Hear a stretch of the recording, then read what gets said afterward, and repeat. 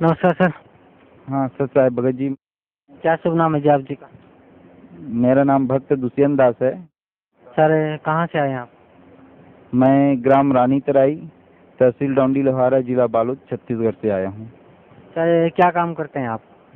Sir मैं अभी पुरुष स्वास्थ्य कार्यकर्ता में ट्रेनिंग किया हूँ और अभी अपने गांव के पास ये है, उसमें प्राथमिक चिकित्सा का कार्य करता हूँ। सर परम संत सतगुरु रामपाल जी महाराज की शरण में आने से पहले आप कौन सी भक्ति करते थे? मैं परम सदगुरु रामपाल जी महाराज के शरण में आने से पहले कबीर पंथी दामाखेड़ा से भक्ति लिया था। वहाँ का जो महंत है, मैंने जो गांव में कड़ियार बना के रखते हैं, उनसे मैं गुरु दीक्षा लिया था। तो वहाँ मुझे जो मंत्र दिए थे 5 नाम, तो 5 नाम का जो मंत्र दिए थे, लेकिन उसका जो है कैसे, किस विधि से और किस नियम से कैसे उसका जाप करना है, पालन करना है, इसके बारे में मुझे कोई सटीक जानकारी नहीं दिया था, जिसके कारण से मैं जो है मैंने थोड़ा सोच में था कि वहाँ कबीर पंथी में ये था कि एक मूल संध्या पाठ है जो शाम के समय आरती करते थे, और उसमें प्रथम बार में बोलते हैं कि श्वास श्वास पे नाम ले, बीता श्वास मत खोए, न जाने यह श्वास का आवागमन न है। तो मैं ये सोचता थी कि ऐसा कोई जो मंत्र दिए हैं इसमें कोई विधि नहीं बताए हैं कि इसको श्वास श्वास पे नाम को सुमिरन कैसे करना है, और ये बताते हैं कि जो गुरु जी बताते हैं कि सतनाम, सार नाम और सार शब्द, इसके बिना जो है मुक्ति हो ही नहीं सकती है। और आप ये सब चीज़ का जब नियम में मर्यादा में रह के पालन करोगे तभी मुक्ति हो पाएगा। और हमें जो मंत्र दिया है उसमें ना तो कोई नियम है, ना कोई मर्यादा है, ना ये कोई बताया नहीं कि ये सतनाम है कि सार नाम है या सार शब्द है और इसका सुमरन कैसे करना है। तो मैं जब गुरु जी का जो है सत्संग सुना साधना चैनल में, तो मेरे को लगा कि वास्तविक में जो हमें भक्ति मार्ग बताए हैं ये अधूरा है और तत्व ज्ञान से जो है रहित है। तो मैं गुरु जी के शरण में आया और यहाँ से नाम दीक्षा लिया हूँ। सर जब आप बता रहे थे दामाखेड़ा से आप नाम उपदेश लेके भक्ति करते थे, तो क्या भक्ति देते थे, क्या मंत्र जाप करने के लिए देते थे वो आपको?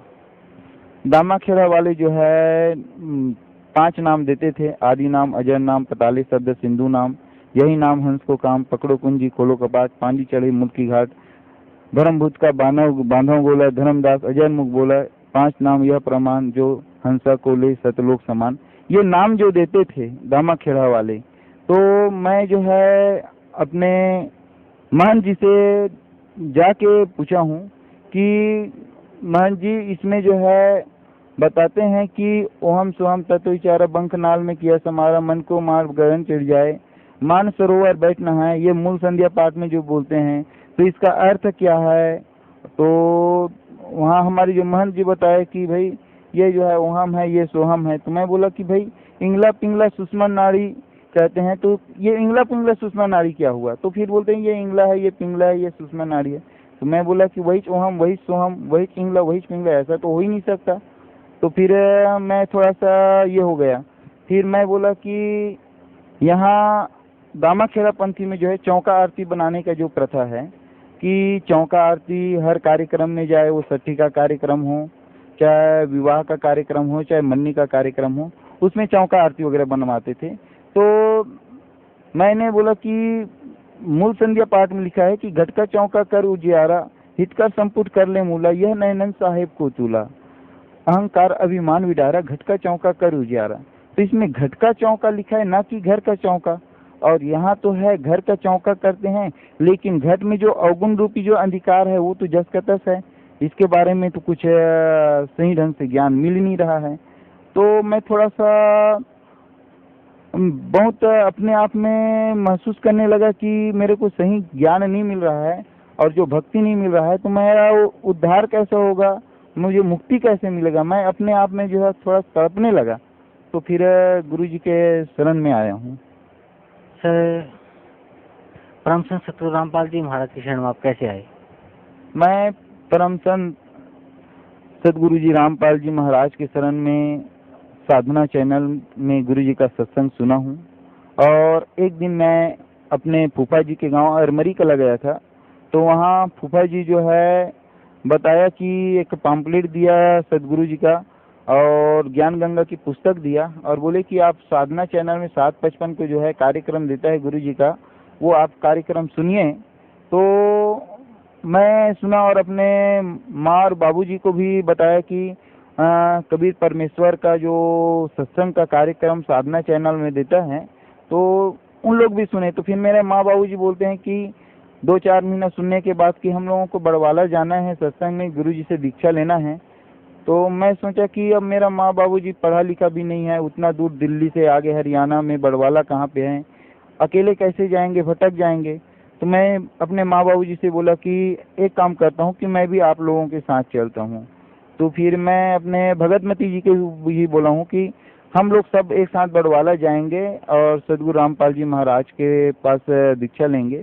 तो मेरा भगतमती जी जो है अपनी मेरा भाई बहू यानी अपने उसकी देवरानी जी को भी बोली, तो उन लोग भी तैयार हो गए। तो हम लोग सब आए यहाँ और सदगुरु के शरण में आके जो है नाम दीक्षा लिए हैं।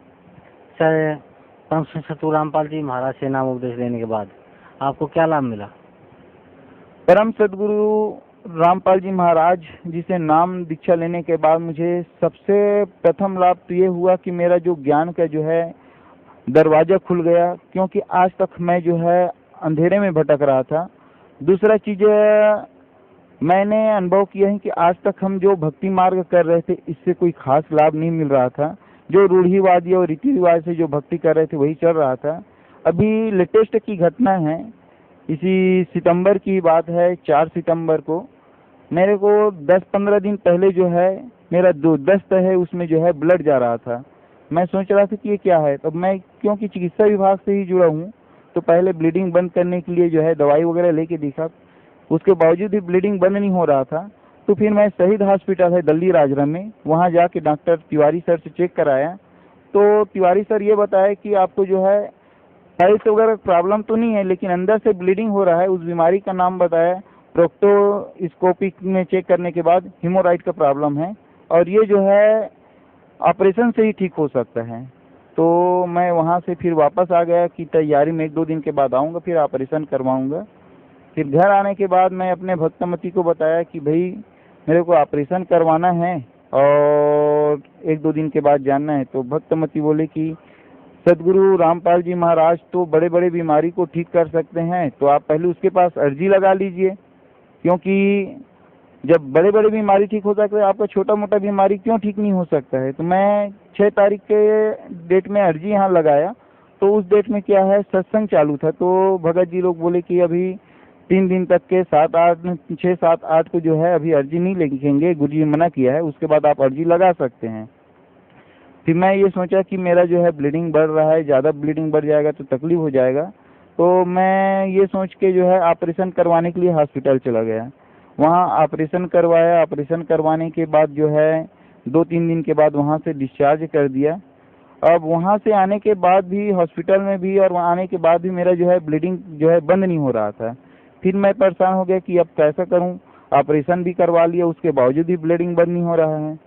तो फिर मैं वापस जो है 13 तारीख को फिर अर्जी लगाया गुरु जी के पास कि गुरु जी मैं अब बहुत परेशान हूँ, दवाई खाया, दवाई से ठीक नहीं है, ऑपरेशन करवाया, ऑपरेशन के बाद भी ब्लड जा रहा है।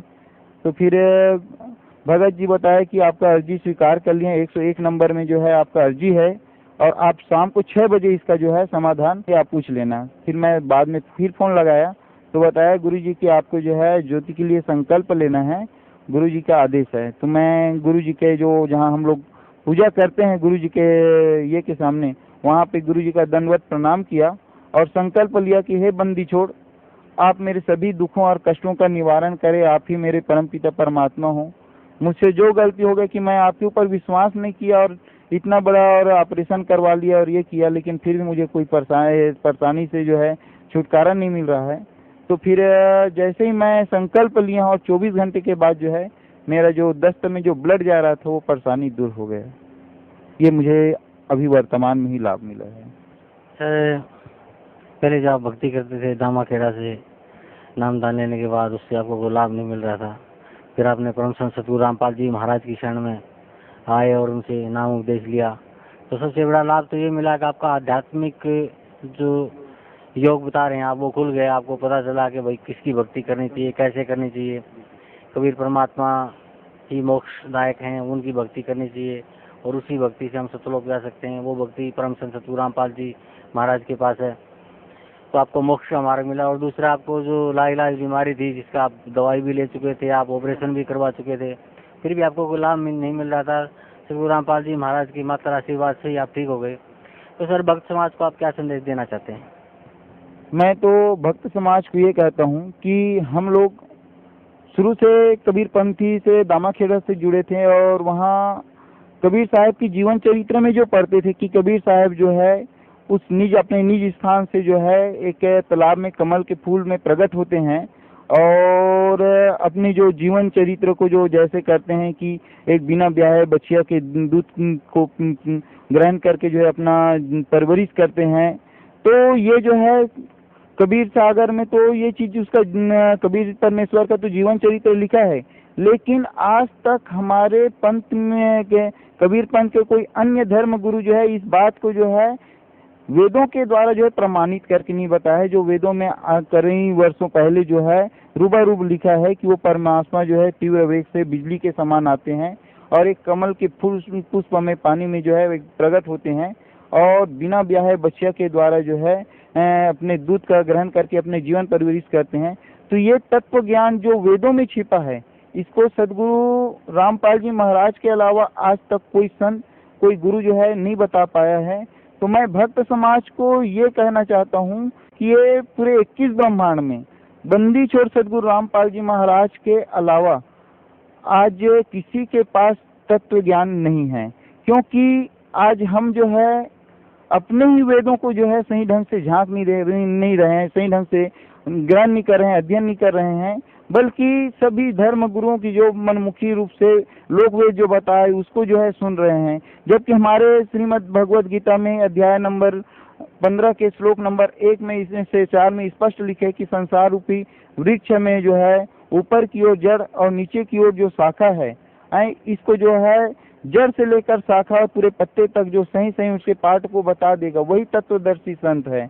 और ऐसा आज तक हमें कोई संत जो है ऐसा मार्ग ऐसा ज्ञान कोई नहीं बताया। तो मैं सभी भक्त समाज से सादर हाथ जोड़ के विनम्र करके निवेदन करता हूँ कि वो जो है बड़वाला आश्रम आए और बंदी छोड़ सदगुरु रामपाल जी महाराज जी से दीक्षा लेकर अपना जो है मोक्ष करे और अपना ये जन्म मरण के जो असाध्य रोग है इससे जो है छुटकारा पाए। सर, पहले आप दामाखेड़ा से जुड़े हुए थे और एक बहुत बड़ी विडम्बना और बहुत बड़ा एक मैं समझता हूँ बहुत बड़ा दुख का कारण है कि इसी समाज में नकली कबीर पंथ भी फैला हुआ है और उनमें सबसे अहम भूमिका दामाखेड़ा वालों ने निभाई है। तो वहीं से आप जुड़े हुए थे। तो सर, फिर आपने वहाँ से हट के परम संत सतगुरु रामपाल जी महाराज से नाम उपदेश लिया और आपको जो लाभ मिला वो आप हमारे दर्शकों को बता ही चुके हैं। तो सर, मैं आप जी से यही प्रार्थना करता हूँ कि जो साधक जो भगत आज भी दामाखेड़ा से जुड़े हुए हैं, उन भक्तों को विशेष तौर पे आप क्या कहना चाहते हैं? मैं भक्त समाज से जो दामाखेड़ा जुड़ा हुआ है इसको ये बताना चाहता हूँ कि दामाखेड़ा वाले ये गारंटी और दावा करते हैं कि जो वंश 42 के द्वारा जो है नाम दीक्षा लेते हैं उसी की मुक्ति होगी, बाकी अन्य किसी अन्य कबीर पंथी से जो है नाम दीक्षा लेते हैं उसकी कभी मुक्ति नहीं हो सकती है।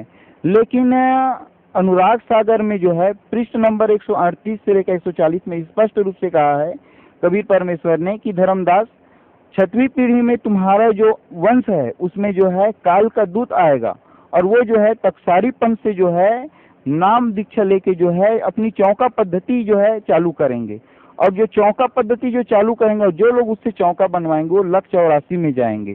क्योंकि दामाखेड़ा वाले ये कहते हैं कि जो नाम मंत्र धर्मदास साहब को कबीर परमेश्वर में दिया है वही मंत्र जो है आज हम अपने भक्त को देते हैं, लेकिन कबीर परमेश्वर जो है धर्मदास साहब को बार बार बोले हैं कि धर्मदास मोहे लाख दुहाई सार शब्द बाहर न जाए, सार शब्द बाहर पढ़ी तो बिचली पीढ़ी हंस नहीं तरही।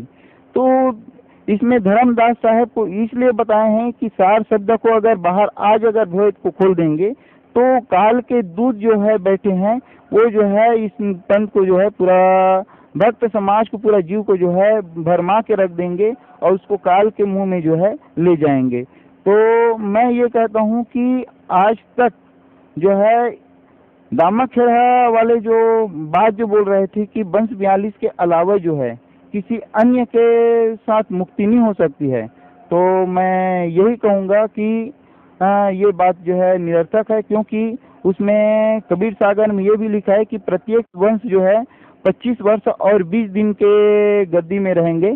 लेकिन ऐसे कबीर पंथ दामाखेड़ा में जो है 15वीं पीढ़ी चल रहे हैं, लेकिन ऐसा उसके जो नियम में जो है कोई भी पंथ जो है वस्तु स्थिति में नहीं चल रहे हैं। तो मैं ये कहता हूँ कि अपने सदग्रंथ को देखिए, कबीर सागर में जो लिखा बात है उसको एक बार अध्ययन करें। सदगुरु रामपाल जी महाराज की आप सत्संग सुनिए। आप ठीक है दामाखेड़ा से आप दीक्षित है, उनके अनुयायी हैं, लेकिन सत्य ज्ञान और तत्व ज्ञान को सुनने में समझने में कोई हर्ज नहीं है। आप उस तत्व ज्ञान को हृदय से सुनिए, समझिए, और उसके बाद आप जो है आप मनन कीजिए, विचार कीजिए। क्योंकि कबीर साहब जो है धर्मदास जी साहब को मना किए थे कि सार शब्द बाहर नहीं जाना चाहिए। आज 15वीं पीढ़ी में फिर वो धर्मदास के वंश जो बता रहे हैं उसमें जो है वो सार शब्द कहाँ से आ गए? तो ये जो है सार शब्द आया नहीं है, बल्कि ये मनमुखी रूप से जो है भक्त समाज को भ्रमित कर रहे हैं कि, और वहाँ जो दामाखेड़ा पंथ में जो महंत परंपरा जो चल रहे हैं, कड़ियार परंपरा, तो वहाँ जो है बाकी अन्य परंपरा में सिर्फ चौका आरती करके अपना जो जीविकोपार्जन की जो पद्धति कर रहे हैं वही कर रहे हैं, बाकी वास्तविक ज्ञान और वास्तविक नाम नहीं है। मैं भक्त समाज को सादर अनुरोध करता हूँ कि जो भक्ति कबीर परमेश्वर ने धर्मदास जी महाराज साहब को दिया था, वही नाम वही मंत्र आज बंदी छोड़ सदगुरु रामपाल जी महाराज सतलोक आश्रम बड़वाला में आज भक्त समाज को दे रहे हैं। और ये ऐसा मंत्र है जिससे जो है हमें मुक्ति मिल सकता है। तो मैं भक्त समाज से अनुरोध करता हूँ कि वो बड़वाला में आए और अपना मुक्ति करवाएं। जी धन्यवाद आपका, बहुत बहुत।